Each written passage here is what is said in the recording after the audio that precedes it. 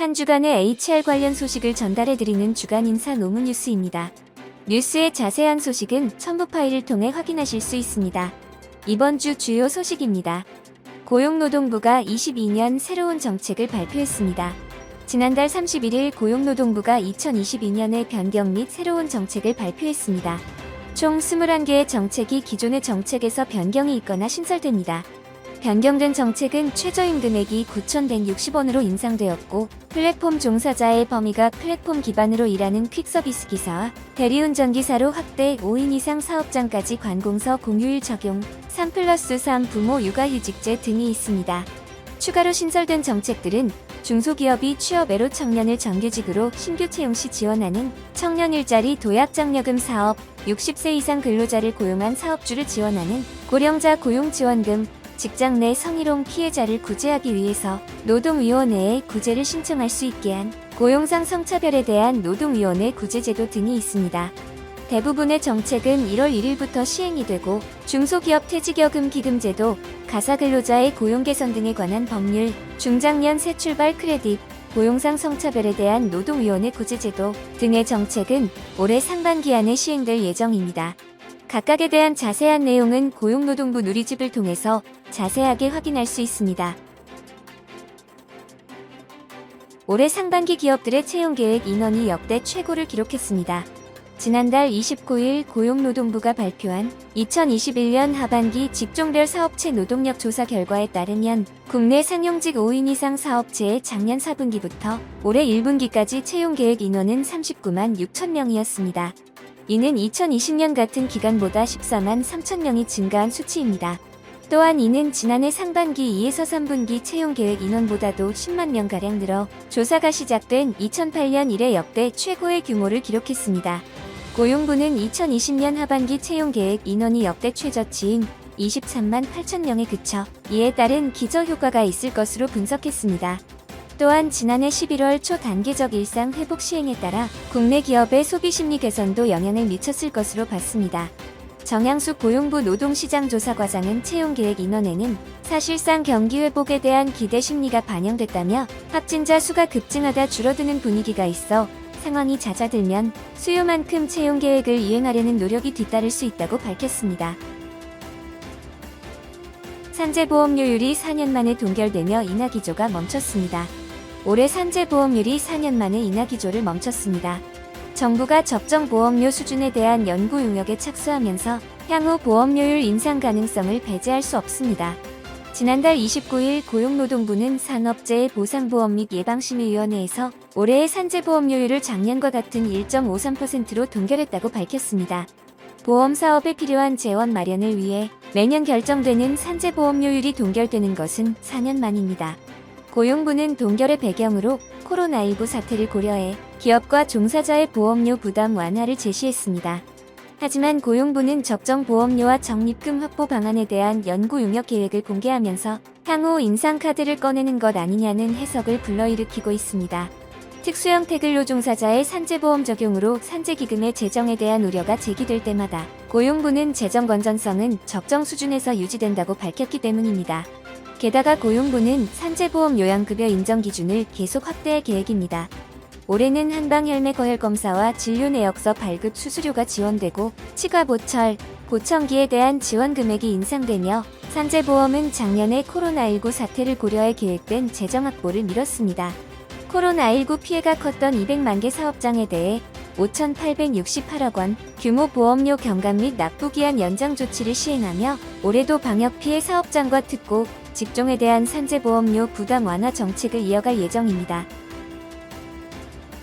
MZ세대의 직장인의 상당수는 공정한 기회가 없다고 생각하는 결과가 나왔습니다.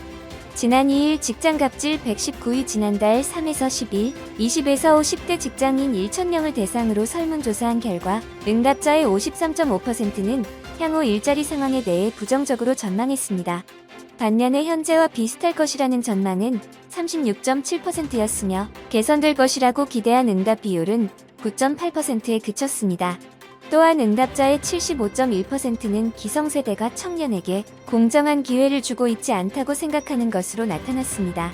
이러한 불공정한 기회를 지적하는 응답 비율은 MZ 세대인 20대와 30대가 특히 높았습니다. 또한 응답자의 대부분은 현 정부의 청년 정책에 부정적 평가를 하는 동시에 차기 정부의 정책에도 그다지 큰 기대를 하지 않는 것으로 나타났습니다.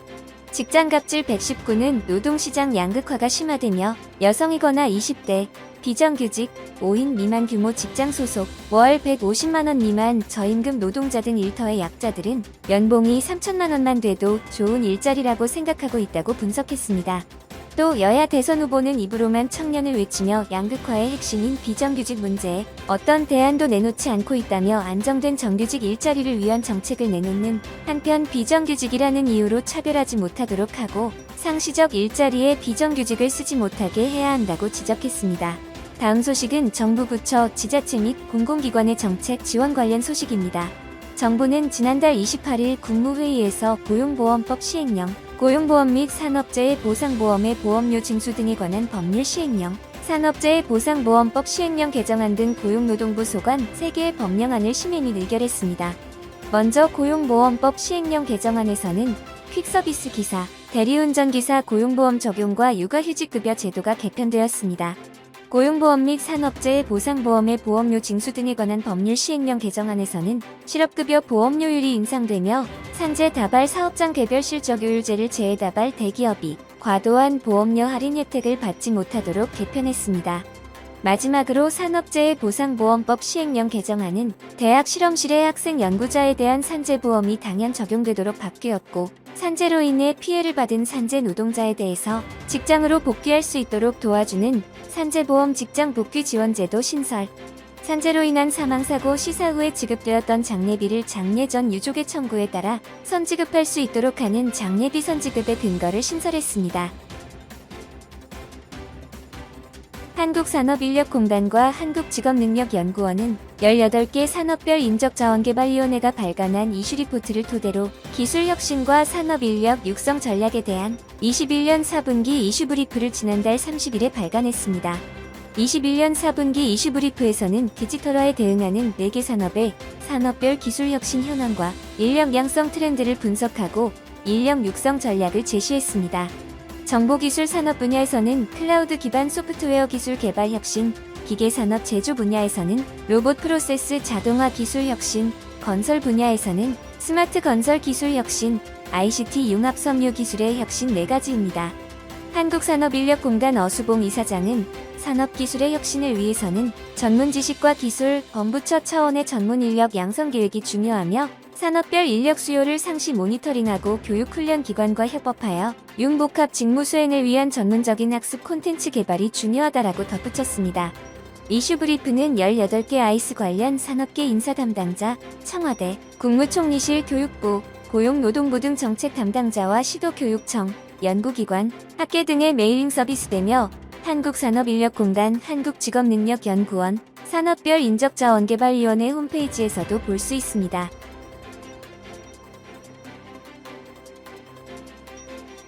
고용노동부와 근로복지공단은 올해 1월 1일부터 노무제공 플랫폼을 기반으로 노무를 제공하는 배달라이더 등 퀵서비스 기사와 대리운전기사에게도 고용보험 적용이 확대된다고 밝혔습니다. 이는 코로나19와 같은 예기치 못한 사회 경제적 위기 등으로 인한 실업의 위험으로부터 일하는 국민이라면 누구나 고용보험으로 보호하기 위한 전국민 고용보험 로드맵의 단계적 시행에 따른 것입니다.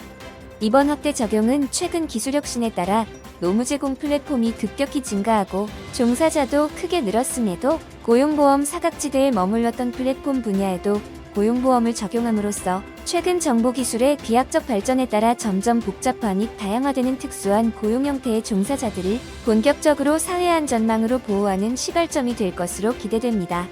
한편 지난해 12월부터 고용보험이 적용된 예술인은 현재 10만 명 이상의 종사자가 가입된 상태이며 올해 7월부터 적용된 특수형태 근로종사자는 56만 명이 넘는 종사자가 고용보험에 가입함으로써 노동시장에서 고용보험의 사각지대가 점차 줄어들고 있는 것으로 평가되고 있습니다. 박화진 차관은 1월 1일부터 플랫폼 종사자분들께도 고용보험 적용이 확대 시행되는 만큼 고용안전망의 보호 아래 안심하고 생업에 전념하실 수 있기를 기대하며 고용노동부와 근로복지공단에서도 차질 없이 추진되도록 준비하고 지원해 나가겠다 라고 밝혔습니다. 다음은 채용 관련 소식입니다. 지난달 29일 발표한 사업체 노동력 조사 결과에 따르면 지난해 11월 마지막 영업일 기준으로 종사자 수가 1인 이상인 국내 사업체 가운데 숙박 및 음식업 사업체 종사자는 111만 7천명으로 2020년 같은 달보다 300여 명 늘었습니다. 11월에 방역 조치가 일부 완화하면서 종사자가 늘어난 것으로 풀이되지만 오미크론의 확산으로 12월 들어 방역 조치가 다시 강화해 일시적인 회복세로 그칠 수 있습니다. 또한 노동부의 직종별 사업체 노동력 조사 결과에 따르면 작년 3분기 기준 상용 5인 이상 사업체의 구인 인원은 80만 4천명, 채용 인원은 69만 명으로 2020년 동기보다 각각 18만 3천명, 13만 3천명 늘었습니다. 구직 인원과 채용 인원 모두 관련 통계를 작성한 2008년 이후 3분기 기준 최대 증가폭입니다.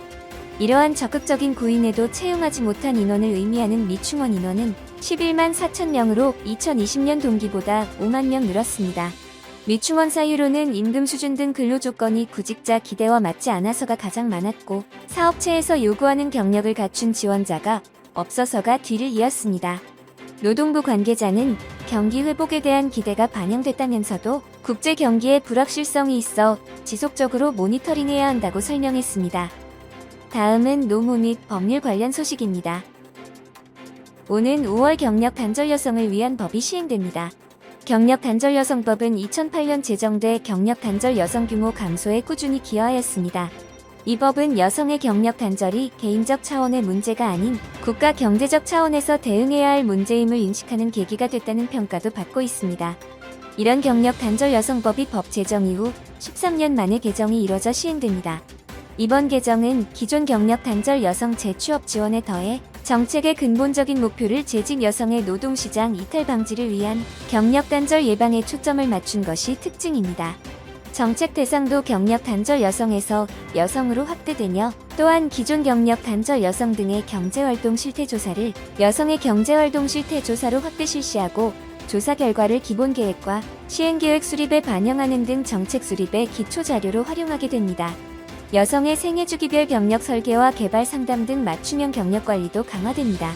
이를 통해 여성의 경력이 중단되지 않고 지속될 수 있도록 제도적 기반을 마련할 방침입니다.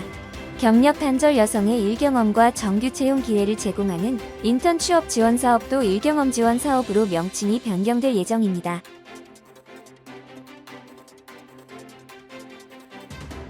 올해부터 사업주에게 안전보건 확보 의무를 부과하는 중대재해처벌법, 휴게시설 설치를 의무화하는 개정 산업안전보건법 등이 시행됩니다. 또한 남녀차별 시정이나 직장 내 괴롭힘 사건은 노동위원회에서 처리할 수 있게 되고 50여 년간 근로기준법 울타리 밖에 있었던 가사노동자도 보호를 받게 됩니다. 다가오는 27일부터 59인 이상 사업장을 대상으로 중대재해처벌법이 시행됩니다. 사업주나 경영 책임자 등은 실질적으로 지배, 운영, 관리하는 사업 또는 사업장에서 일하는 종사자에 대해 안전보건 확보 의무를 부담합니다. 노동부는 중대재해처벌법 시행을 앞두고 사업장의 안전보건관리체계를 구축할 수 있도록 지도 및 관리에 나섰습니다. 건설업이나 제조업, 유통, 창고업 등 사업장 현장 점검을 진행하고 사업장이 스스로 위험 및 유해 요인은 없는지 점검할 수 있도록 업종별 자율 점검표를 제작해서 배포하고 있습니다. 5월 19일부터는 남녀차별 문제와 직장 내 성희롱이 노동위원회의 소관 업무로 추가됩니다. 또한 6월부터는 그간근로기준법 적용 대상에서 배제되던 가사노동자도 근로기준법상 보호를 받게 됩니다. 가사노동자의 최소 근로시간은 일주일에 15시간 이상이어야 하고 유급휴일과 연차 유급휴가를 보장해야 합니다. 8월부터는 사업주에게 휴게시설 설치가 의무화됩니다. 개정 산업안전보건법은 건설공사 발주자가 직접 건설산업재해 예방지도 계약을 체결하도록 하는 내용과 사업주가 휴게시설을 설치하도록 하는 내용을 담고 있습니다. 이번 주 주간 인사 노무 뉴스는 여기까지입니다. 다음 주는 더 유익한 소식으로 찾아뵙겠습니다. 감사합니다.